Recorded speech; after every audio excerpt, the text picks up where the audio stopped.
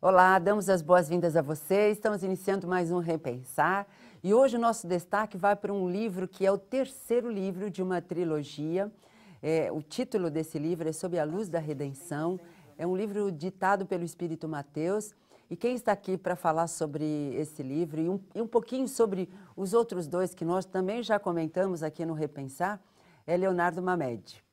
Seja muito bem-vindo, Leonardo. Muito obrigada. Sempre, né? Sempre trazendo um bom livro para a gente ler.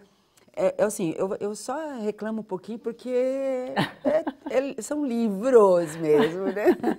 Mas muito bons. E esse aqui é mais um, é o terceiro da... É o terceiro, graças a Deus. Que bom, né? Que completou, né? Isso é bom quando Pois acaba. é, É uma missão cumprida, né? Pois é, uma satisfação poder olhar e ver os 3 livros Legal, né? editados e bonitinhos, graças a Deus. Pois é. Muito Vamos só feliz. explicar de começo? Que são 3, mas que são de 2 editoras, Duas né? editoras, é verdade. Para as pessoas entenderem por que eles são diferentes, e aí você fala, nossa, mas uma é editora e o outro é outra editora, será que são esses mesmos, né? É verdade.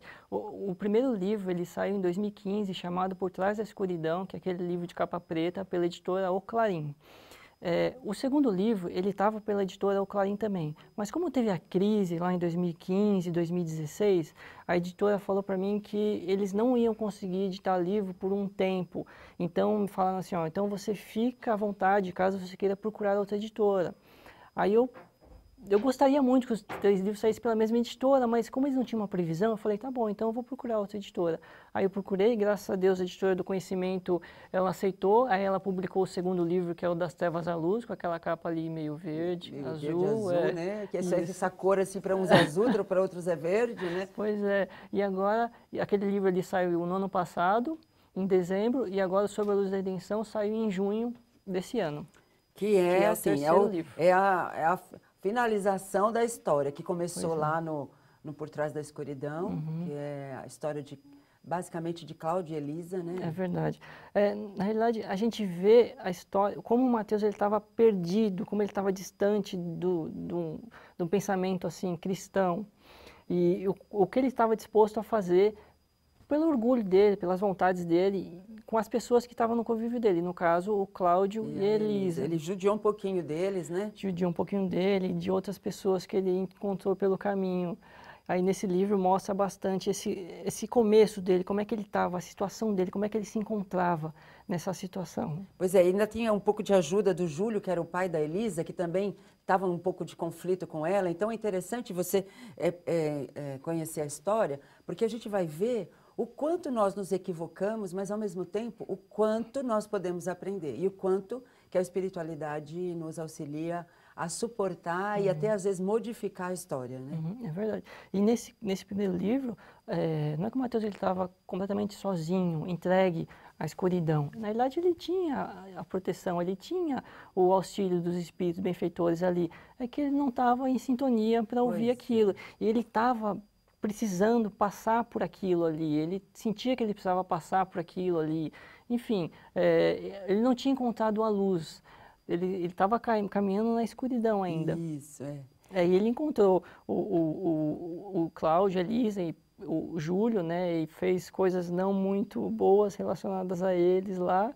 Aí acabou tendo as consequências, que aí depois a gente vê nos outros livros. Você vê, aí vem Das Trevas à Luz, Uhum. que aí você vê, aí você vê o que ele faz mesmo, aí já desencarnado, né? É verdade. No primeiro livro eles estão encarnados, É a encarnação. tanto Cláudia e Elisa, quanto o Mateus, o Júlio, a Matilda, que são os personagens básicos do Isso, livro. todo mundo né? encarnado.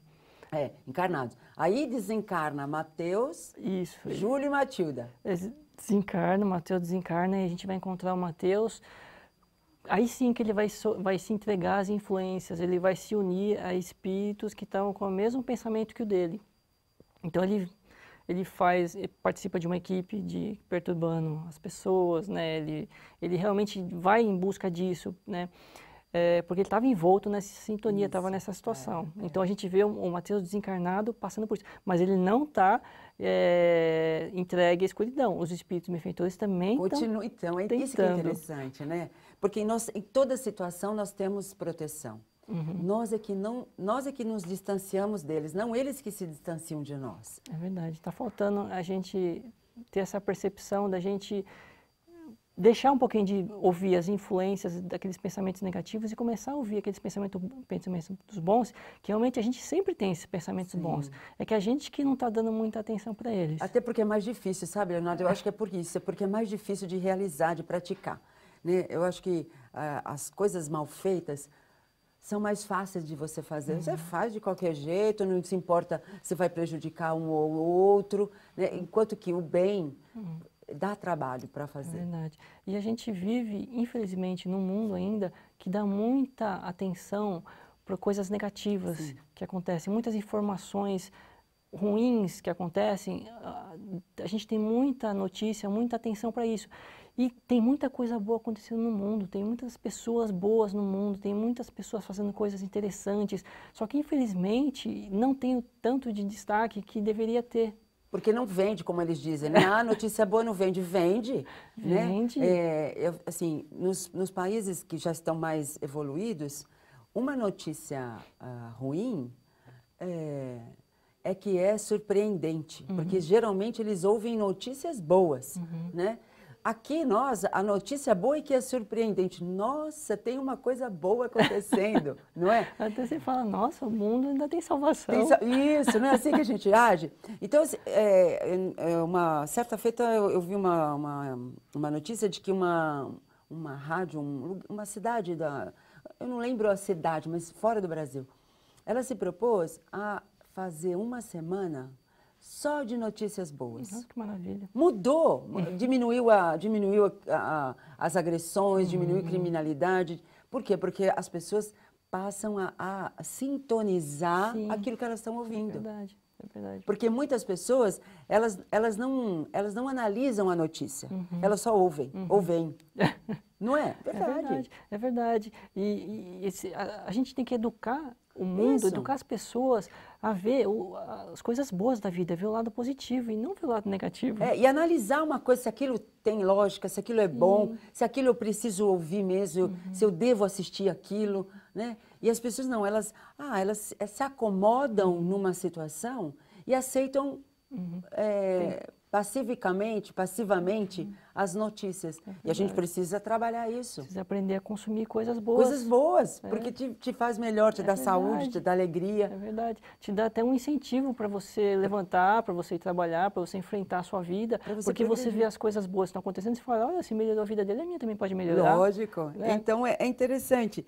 Então, esse segundo livro, Por Trás das Trevas à Luz. Não, das Trevas à Luz,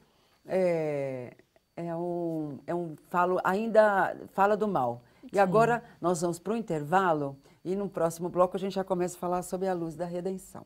Até já.